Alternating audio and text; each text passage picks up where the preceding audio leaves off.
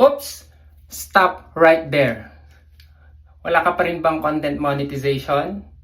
At stars pa lang ang monetization tool mo?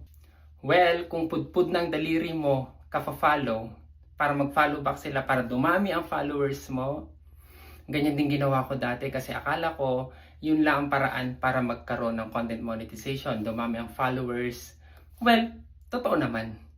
Kasi more followers, more engagement kung nakiki-engage lahat ng followers mo. So, anong ginawa ko?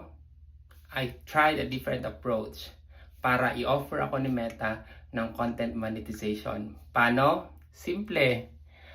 I just posted quality contents. Oo, quality contents in terms of visual, aspect ratio, and the content itself, pati mga text at mga hashtags.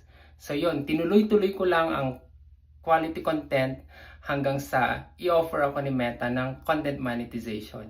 Ganun lang. Actually, 6.5 followers lang meron ako noon na-invite ako. Hanggang ngayon, 7.1k pa rin ang followers ko. Pero tuloy-tuloy pa rin naman.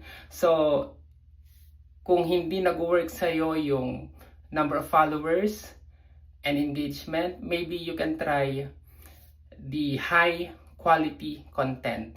And when we say high quality content, ito ay sa visual and the content ng mga pinopost mo. At pag-uusapan natin yan sa mga susunod kong video. I'll give you more tips na na-discover ko at nag-work sa akin. Alright? Sige, scroll mo na. Bye!